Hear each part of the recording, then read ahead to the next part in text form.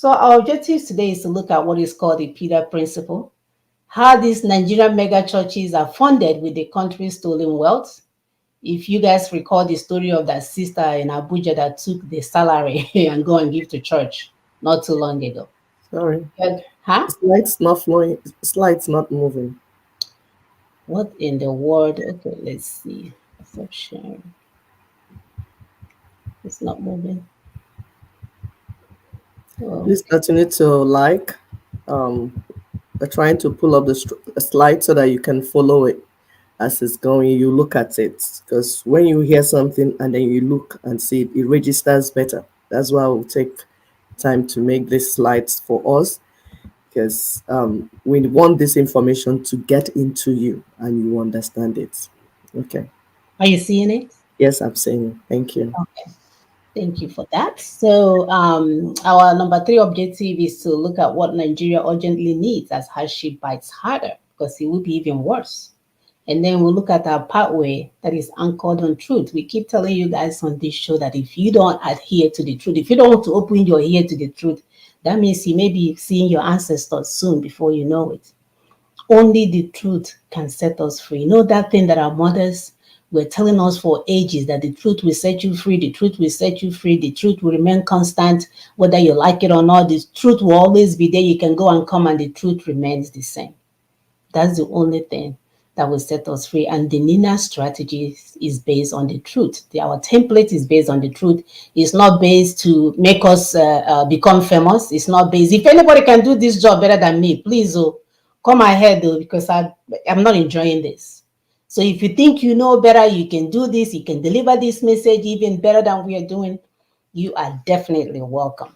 And of course, we cannot end without looking at the Nina's 5-point agenda and then our announcements. So let's look at the Peter Principle. This is a principle that was developed by Dr. Lawrence Peter, therefore that name, Peter Principle. So he talked about how a company or a country get bunch of incompetent people at leadership and management positions. We see it all around us. For years, they made it sound like my mother, who is full of wisdom, my mother who is so smart, my mother who understands while Ndara, the English speaking mad people, were everywhere. They can't tie their shoes. They can't manage a wife and 2 kids, but they are in charge. They will be running a church of million people, but they cannot maintain a wife. And my people are following them. In Peter's principle, it's a system where people are promoted based on tenure or their success in previous roles, irrespective of their capacity to excel in the new position. I know of a very brilliant clinician, scientist, very brilliant. But because she has a lot of money, grant money, they made her a chair of a department. Come and see, come and see elementary school style of leadership here, man. Gossip. She will forget that she's the chair and she'll be gossiping everywhere. And when we do all of this, because when we push people to go and do things that they are incapable of doing, it causes them to start suffering from identity crisis. So if you look at the picture on the left, actually it's on my right, it says it's the idea that people will be promoted to a point where they are no longer qualified, leaving a company full of incompetent fools. Because you see it all the time. Every day you're going to meetings. The same thing. Somebody needs to get fired. We keep having meetings. Somebody is not able to do their jobs, and we have another meeting next week. Every time they're scheduling meetings when there is a way out. And we can see that at the end of the day, it ends up deterring everybody from moving forward. And we want to tie this to the Nigerian churches that we see and their politicians as well. We know that Nigerian politicians, that they move from being a successful political thugs and ballot box snatchers. We know them. If you go and look at the history of those currently in charge of our space, in terms of governors, in terms of senators, go and look at them. They are the ones that were snatching food from dormitory first. That's where they started. They pass plate. Those who pass plate, they will snatch everybody's plate and run. They never graduated from school. They were the leaders of the what is that called, court system at that point. The same people.